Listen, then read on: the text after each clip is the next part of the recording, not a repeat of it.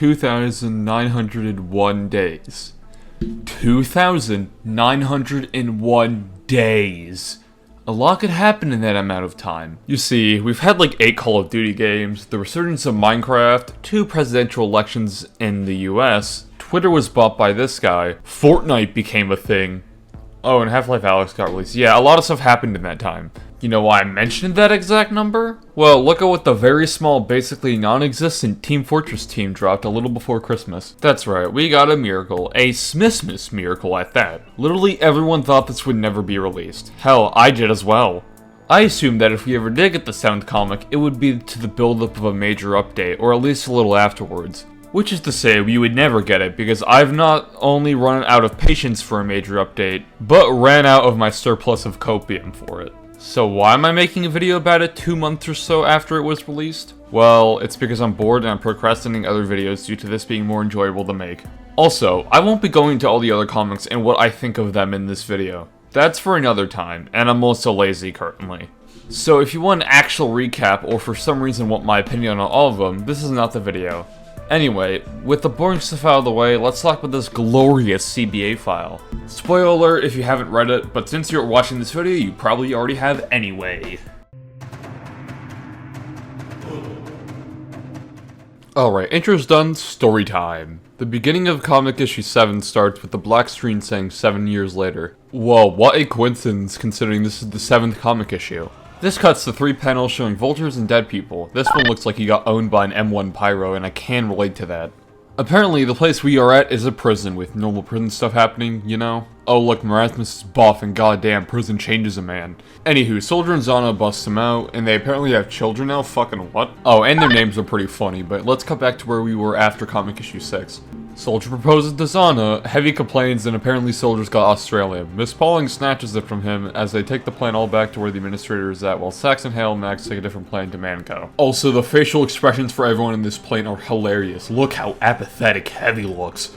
Anyway, they get there, Miss Pauling attempts to get in contact with her, and the engineer is like, yo guys, come up here, and they go meet with the administrator. Before they do that though, the engineer has to talk to Miss Pauling basically described as, oh shit, you actually got some of the yellow stuff. I did not expect you to do that, but okay, go down and talk to her. Scout finally moves on from trying to get into a relationship with Pauling, and we finally realize what the administrator was doing this entire time. Apparently, the reason why the administrator wanted the special piss bricks is because she wanted to keep Zephaniah Man alive. As for why she wanted to do it, she just wanted to watch his children suffer and make him witness it. Honestly, that sounds so petty, but I agree and I don't care what anyone says. Watching people you have a certain feeling towards suffer because you don't like them is always a treat. Even watching people suffer that you do like is honestly a treat. Homie dying, very sad. Homie walking into a wall by accident when he's talking to you, hilarious. But if I did have a true hatred for someone, I'd want them to suffer by making them watch their kids fail repeatedly. But either way, the weird part is that we don't know why she did this. And these guys are so fucking confused. Miss Pauling is like, yo, what the hell is this? And the administrator literally doesn't know anymore. She's done this for so goddamn long that she doesn't even know why she's doing this. But she does ask Pauling for the good stuff. She has the most valuable medal that looks like a hardened lemon and says, no, I didn't. Yeah, Miss Pauling, the most loyal person to her cause, backs down. And thus, she talks some shit, and all the others walk away. That was kinda deep, but enough with that soppy shit, we cut to Miss Pauling, the blue engineer. He thinks that she should get rid of all the Australian by getting all of it and putting it down the nearest trench. She agrees, and that's the end of Miss Pauling's story. However, we are not done yet, because now we look at what Soldier and Marasmus are doing. Well, you see, here's the SparkNotes version. They are held up in my personal second favorite Counter-Strike map, CS_Assault. Later, Heavy breaks them out, but let's cut back to what Saxon Hale is doing, because we are skipping too far ahead. These slides take place in 1979 and show Saxon Hale looking pretty damn depressed. Olivia gets fired, Saxon Hale fires himself. End of that detour, back to our main guys. 1 week after Heavy breaks out Soldier and Marasmus from that random warehouse known as CS_Assault, it cuts back to Spy and Scout getting ready for a Christmas party.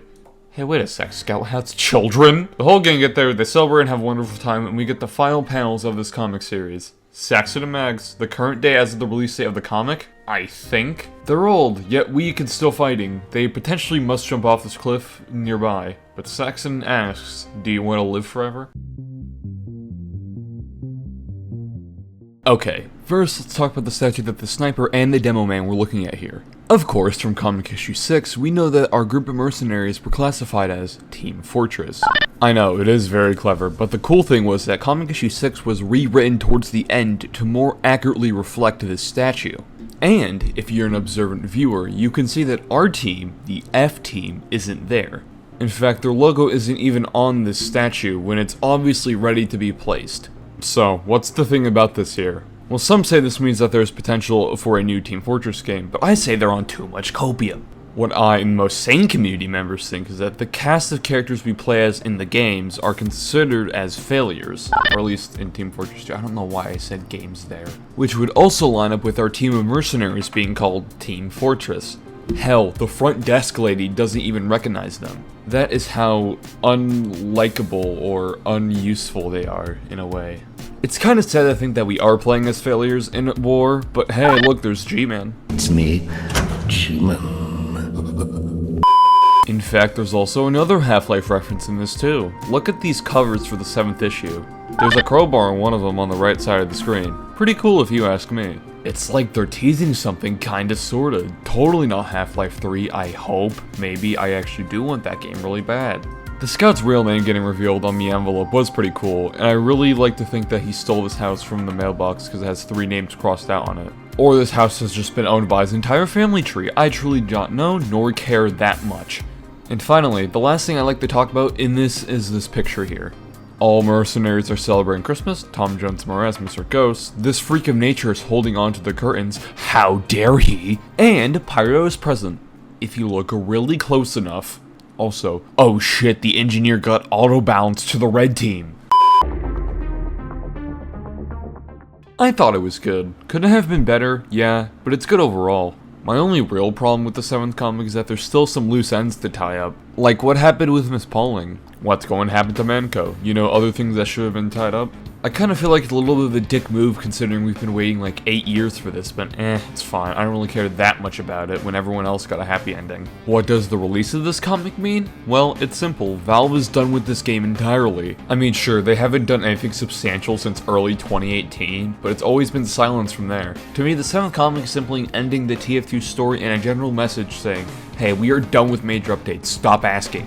This is basically confirmation, but of course I do think we'll still get seasonal updates. Valve wants that TF2 pocket change, obviously. I mean, if they didn't, they wouldn't even be touching this game at all.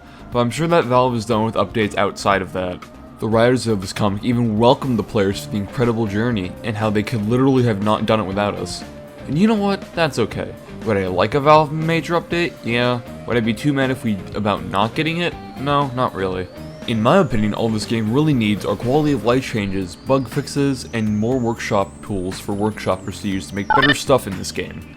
I sure as hell wish we got an increased anti-limit in CSGO's real-time lighting, since that would be pretty cool. But for the people who like to be on Hopium, there is a chance of a major update, and it's not out of the possibility until Valve says otherwise, but it's probably not going to happen. So, remember the thing I said about getting better tools for modding? Well, we got that in a different way.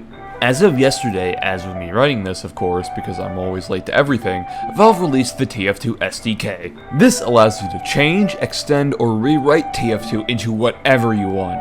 This is honestly great. I personally won't be using this too much, but it's cool they did do this. This also makes it the latest version of the Source SDK, which is pretty cool, and I feel like the Source SDK in general just needs a modern update anyway. The Valve Developer Wiki hasn't made documentation as of me writing this part of the script. That should be up there very soon, if not a days after. But let's wrap up this video, it's time to do so. I would like changes to our matchmaking to make it more in line like how it was before the Meteor Match update, or just revert to quick play, but that's for a topic for a whole different video. If you still play and like TF2, just know you're the one keeping the lights on, and you get to decide if we live forever. Although this ending may seem very sad, maybe we'll get a 20th anniversary update in like 2 years. I don't know, that's probably wishful thinking if anything. Valve hates this game. There's a reason why they continue to neglect and dangle new cases with community maps instead of caring about this game and maintaining it properly. The point is, TF2 is not truly over, and we can demand better from this multi-billion-dollar company if there is a need to. Which I believe there is, but like I said, that's a whole topic for a different video. Anyway, if you enjoyed this video, make sure to like, comment, and subscribe, all the cool YouTube stuff. If you want to talk to me, come join my Discord server, and it could really use some quick revive from Call of Duty Zombies, but anyway, have a good day. Bye-bye! Throwing flashbang.